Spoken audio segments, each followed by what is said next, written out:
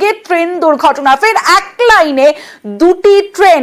1999 সাল থেকে যদি দেখি, 1999 সাল, 2022 সাল, 2024 সাল, অর্থাৎ আজ ফের উত্তরবঙ্গে একের পর এক ঘটনা, ট্রেন দুর্ঘটনা এবং একের পর এক ঘটনা। 1999 সালে গাইসালে ভয়াবহ দুর্ঘটনা, সিগন্যাল বিভ্রাটে সংঘর্ষ দুই ট্রেনের। অন্যদিকে 2022-এ ময়নাগুড়িতে দুই ট্রেনের সংঘর্ষ এবং আজ রাঙাপানিতে কাঞ্চনজঙ্ঘায় ধাক্কা মালগাড়ি। সরাসরি চলে যাব, আবির ঘোষাল রয়েছে আমার সঙ্গে, আবিরের সঙ্গে কথা বলবো। আবির, একটা বিষয় যে আমরা রাস্তার ক্ষেত্রে জানি যে অনেক সময় যে সমস্ত রাস্তায় বেশি দুর্ঘটনা প্রবণ এলাকা হয় বা রাস্তা হয় সেটা ব্ল্যাক স্পট হিসেবে, রেলের ক্ষেত্রেও কি এরকম ব্ল্যাক স্পট আছে? কারণ একের পর এক দুর্ঘটনা এই এলাকায়।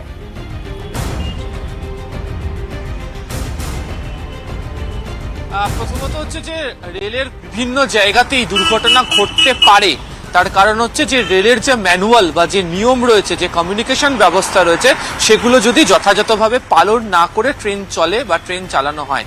একটি ট্রেন পরিচালন ব্যবস্থার সঙ্গে শুধুমাত্র মোটরম্যান, সহকারী মোটরম্যান বা গার্ড তারা তো জড়িত নন। এই মস্ত বড় নেটওয়ার্কটিকে পরিচালনা করার জন্য যারা সিগন্যালিং ব্যবস্থার সঙ্গে যুক্ত থাকেন, সেই ডিপার্টমেন্ট, যারা লাইন পরীক্ষার কাজ করে থাকেন তারা, এবং সর্বোপরি গোটা বিষয়টাকে নজরদারি করার জন্য যারা স্টেশন মাস্টার থাকেন এবং ডিভিশনের ক্ষেত্রে যারা টেকনিক্যাল বিষয়গুলোকে বরাবরের জন্য নজর রাখেন, তারাও সম্পূর্ণভাবে থাকেন।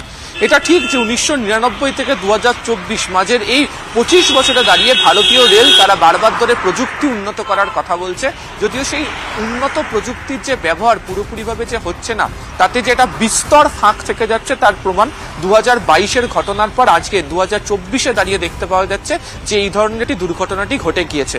এবং এক্ষেত্রে দাঁড়িয়ে যে প্রশ্নটা বারবার ধরে উঠছে সেটা হচ্ছে যে এত বড় একটি ঘটনা, যে ঘটনার তদন্ত প্রক্রিয়া চলবে, এত বড় একটি ঘটনার ক্ষেত্রে সিসিআরএস তদন্ত করবে, সেখানে ভারতীয় রেল তারই যারা কর্মী, অর্থাৎ পণ্যবাহী ট্রেনের যারা চালক, যিনি চালক ছিলেন, তার ঘাড়ি যেভাবে দোষ চাপিয়ে দেওয়ার চেষ্টা করছেন বা তাকেই আগে থেকে দোষী সাব্যস্ত করে রাখছেন, তাতে আগামী দিনে সত্যি তদন্ত প্রক্রিয়ার ক্ষেত্রে বা যারা রেলের কর্মীরা রয়েছেন তারা ট্রেন পরিচালন ব্যবস্থার সঙ্গে কতটা একাত্মবোধ করতে পারবেন সেটা নিয়ে প্রশ্ন অবশ্যই থাকছে।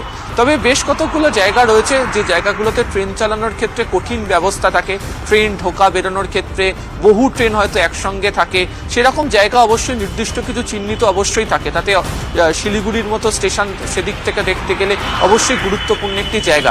সেই জায়গাতে যারা নিয়ন্ত্রণের জায়গা, যারা দায়িত্ব ছিলেন বা পার্শ্ববর্তী ওই সেকশনে, অর্থাৎ শিলিগুড়ি থেকে একদিকে আলুয়াবাড়ি রোড, কারণ যে জায়গাতে দুর্ঘটনাটি ঘটেছে সেই জায়গা পর্যন্ত যারা দায়িত্বে রয়েছেন, যারা পরিচালনা করেছেন, তাদের মধ্যে যে এটা অভাব বা তাদের মধ্যে যে কোথাও একটা মিসকমিউনিকেশন ঘটেছিল এত বড় একটি দুর্ঘটনার ক্ষেত্রে, সেদিকেই প্রাক্তন রেলকর্তাদের একাংশ অবশ্য আঙুল তুলছেন। তমশ্রী। বেশ আবির।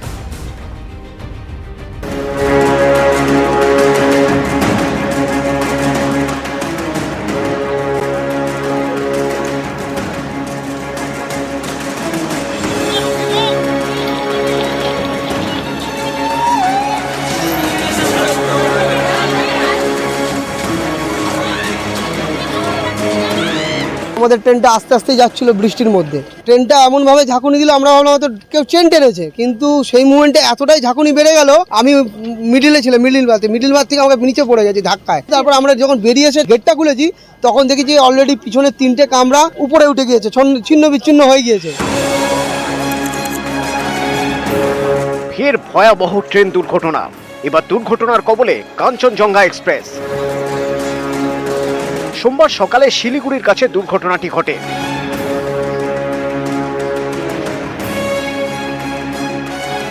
এই সেই কাঞ্চনজঙ্ঘার বিধ্বস্ত বগি, আজ দুর্ঘটনা যেটা ঘটেছে এই এনজিপি কিছুটা দূরেই রাঙামাটি স্টেশনের কাছেই কিন্তু দুর্ঘটনাটি ঘটে।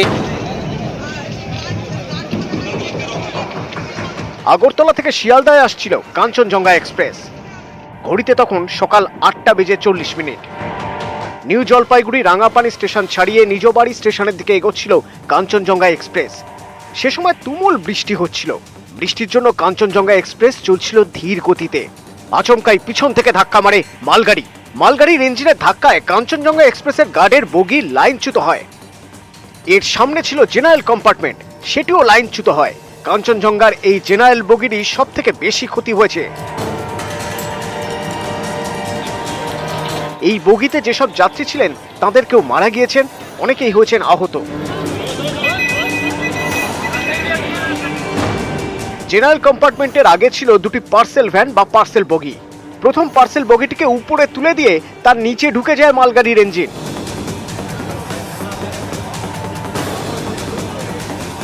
দুটি পার্সেল ভ্যানের আগে ছিল আরেকটি জেনারেল বগি। এই বগিও লাইনচ্যুত হয়, কিন্তু এই বগিতে থাকা যাত্রীদের খুব বেশি ক্ষয়ক্ষতি হয়নি। ভয় মানে ওখানে গা শিরশির করে কাঁপে। অসুস্থ বাবাকে নিয়ে এসেছিলাম, ডাক্তার দেখাবো বলে ওখানে প্রেশার হাই হয়ে রয়েছে। আমাদের ট্রেনটা আসতে ছিল, যদি জোরে থাকতো আমাদের ট্রেনটা আরও বড় দুর্ঘটনা হতো। প্রথমত অ্যাম্বুলেন্স ছিল না, তারপরে অ্যাম্বুলেন্স, এখন বর্তমানে আমরা সব ডাকাডাকির পরে অ্যাম্বুলেন্স সব একটা একটা করে আসছে আর কি। এদিনে রেল দুর্ঘটনায় মালগাড়ির চালক, সহকারী চালক, কাঞ্চনজঙ্ঘার গার্ড সহ বেশ কয়েকজনের মৃত্যু হয়েছে।